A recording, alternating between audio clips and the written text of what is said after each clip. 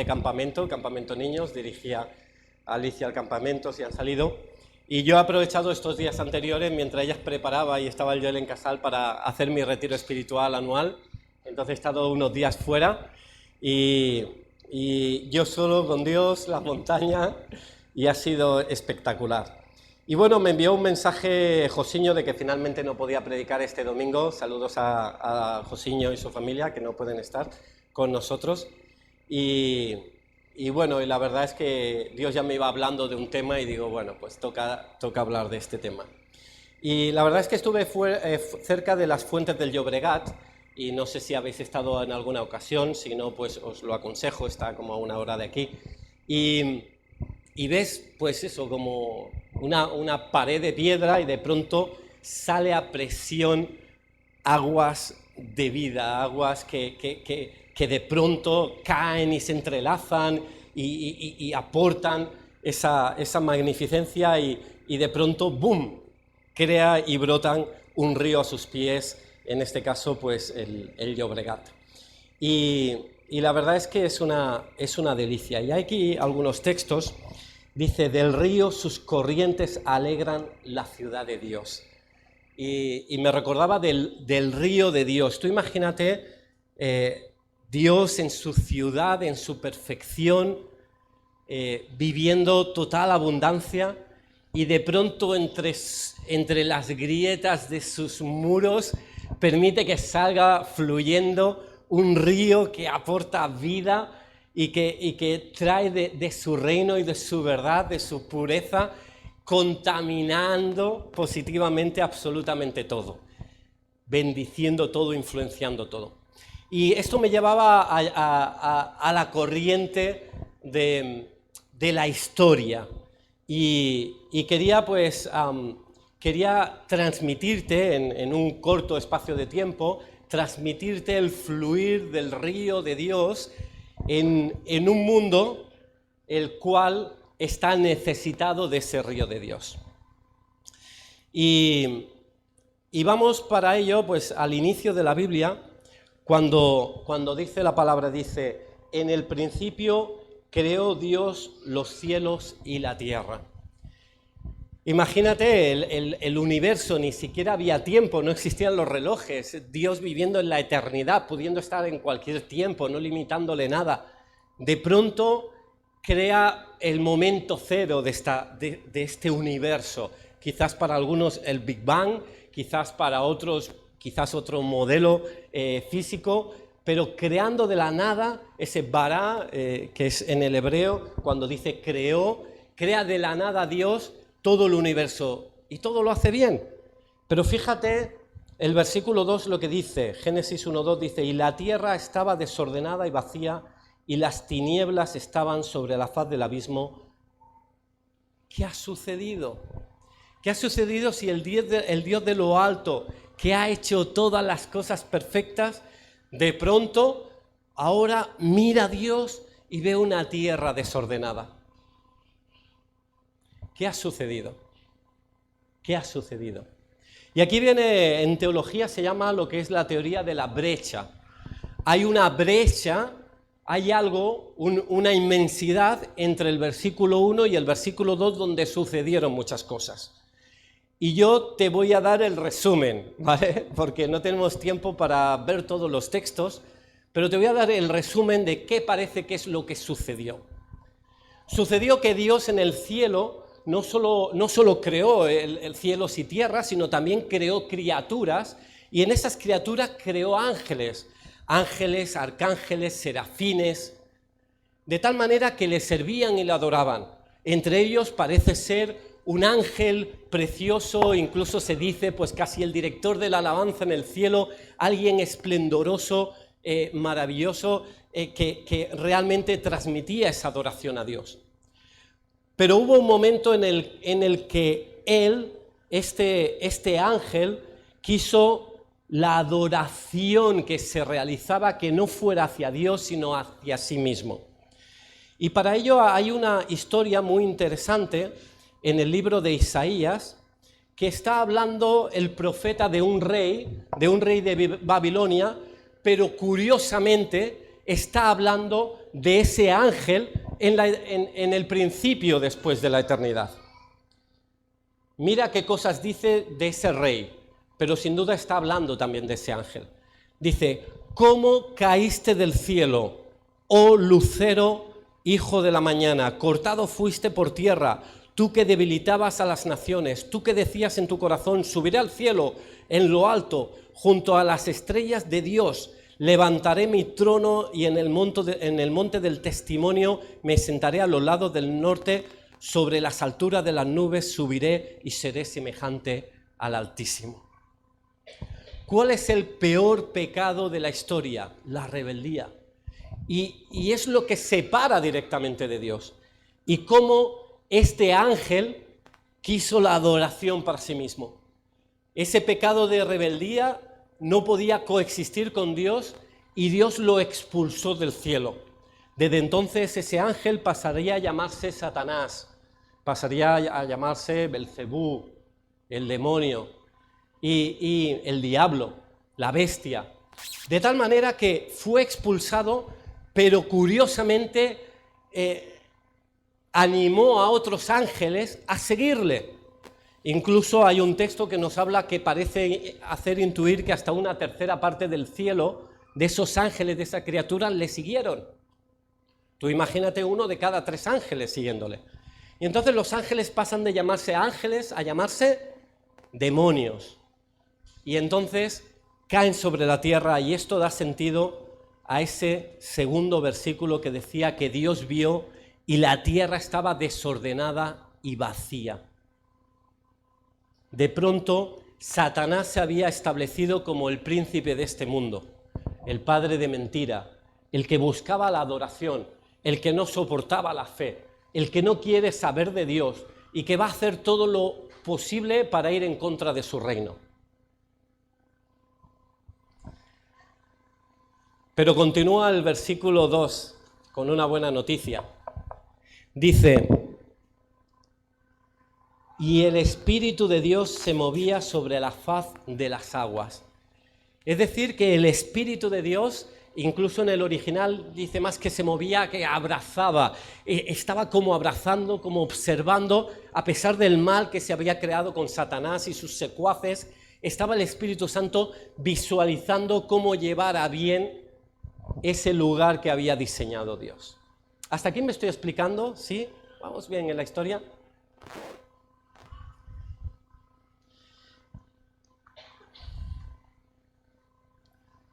Muchas cosas ya las sabéis, pero ¿qué sucedió? Que Satanás comenzó a caminar en esta tierra. Llevó a Adán y a Eva, cambiando un poquito la palabra. No, si Dios no dijo exactamente eso, dijo aquello otro. No quiso decir, y cambió un poquito la palabra porque Satanás copia bastante bien, pero no es exacto. Y al final cambia un poquito y llevó a ser engañados a Adán y Eva, y contrajo eso la muerte. Porque Satanás muestra algo bueno, pero siempre tiene un precio que es la propia vida. Y Satanás se ha hecho en este lugar un lugar de influencia. Y creo que Dios tiene muy claro, y tenemos muy claro, que Satanás ha conseguido 2 victorias. La primera, que muchas personas de este mundo, piensan tus amigos de colegio, de trabajo, tus vecinos, muchos piensan que Satanás no existe. Esa es una gran victoria de Satanás, porque entonces puede ir trabajando. Es como pensar que no hay un ladrón que está robando tu casa, entonces ese ladrón puede ir haciendo. Y luego, otra es que aun los que creen que existen piensan que no tiene influencia sobre nosotros, sobre nuestro mundo. Pero mira cuál es la influencia de Satanás, y te voy a dejar algunas pinceladas. Mira, por ejemplo, cómo va controlando los medios, cómo usa la música, cómo transmite valores que van en contra de Dios a través de la música. ¿Cómo no busca apasionar a las personas de 60 años o 50, sino que va a los adolescentes o los preadolescentes? Quizás con unas coreografías que van en línea en contra de lo que dice Dios. ¿Qué decir de casos como Shakira, ¿no? Que a veces pues insinúa como una serpiente, como que el fruto del pecado, e incluso algunas alusiones a ello?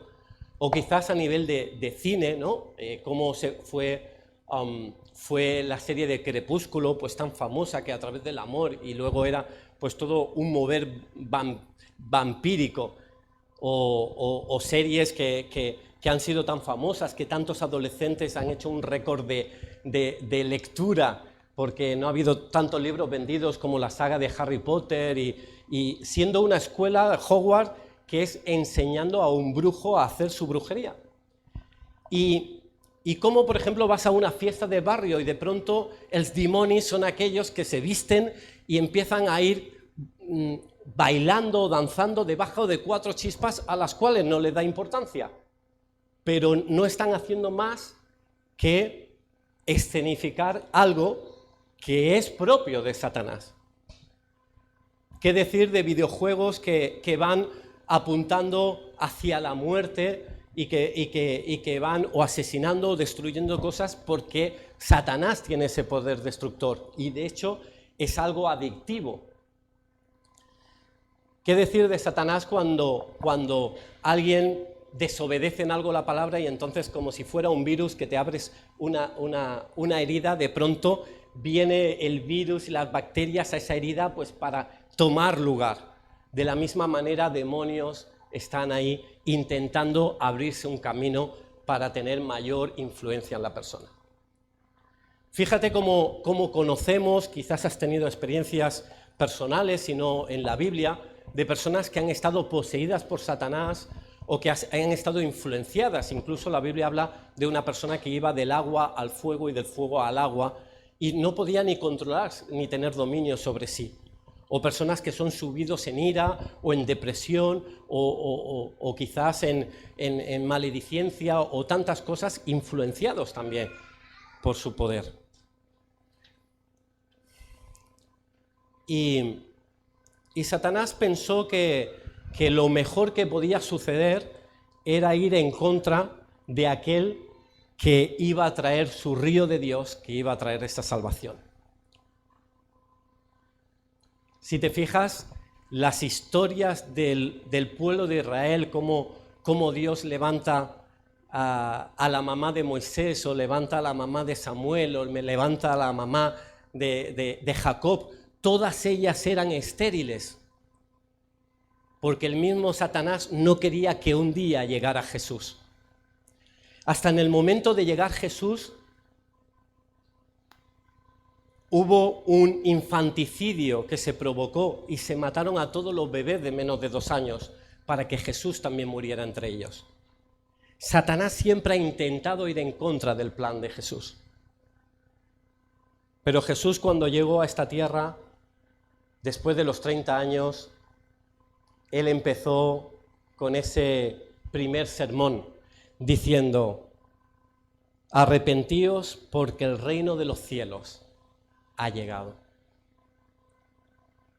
Y de pronto el fluir de Dios empieza a abrirse entre esas brechas y viene ese río de agua transparente y cristalina, reconociendo Jesús que este no es su reino, que su reino está en el cielo, pero deseando traer su reino como esa cascada de agua, como esos brotes de agua que van trayendo vida en lugares desérticos y sequedales.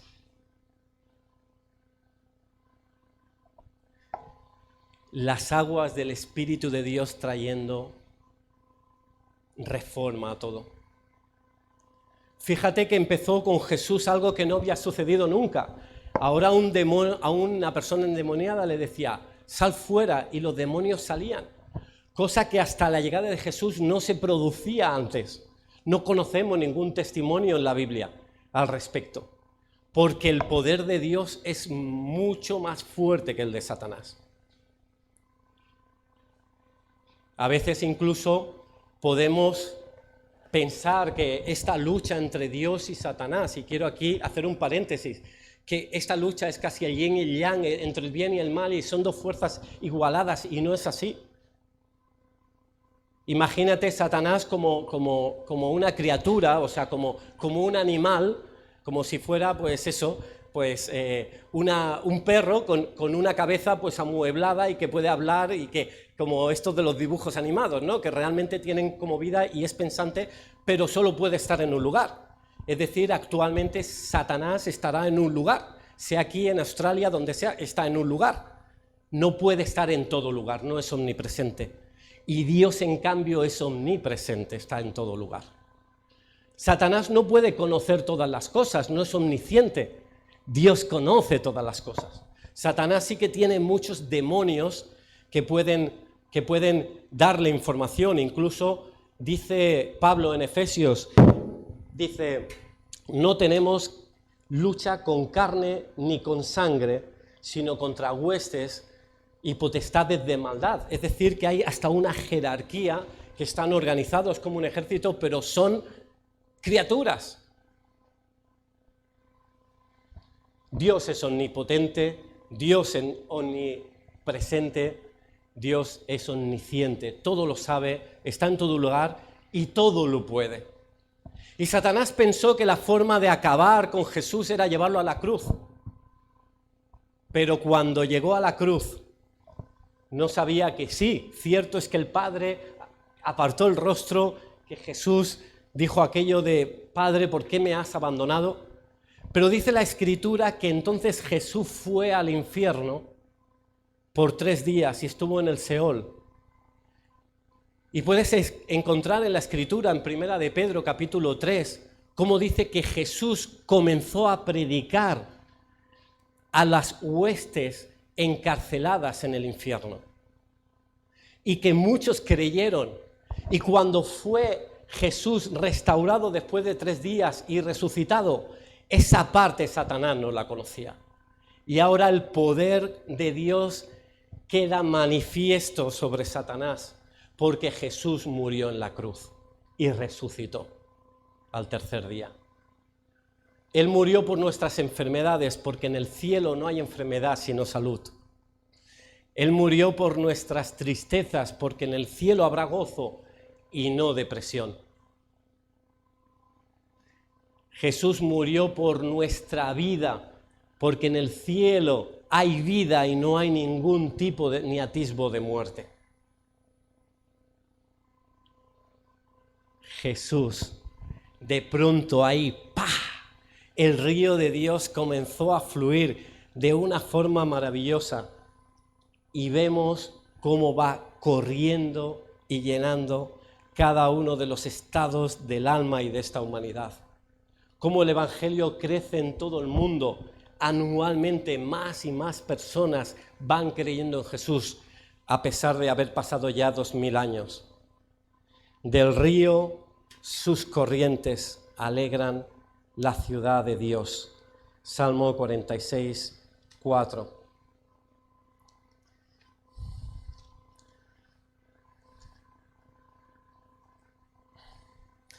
Y en Apocalipsis, capítulo 22, versículo 1, dice, después me mostró, dice Juan, un río limpio de agua de vida, resplandeciente como cristal, que salía del trono de Dios y del Cordero.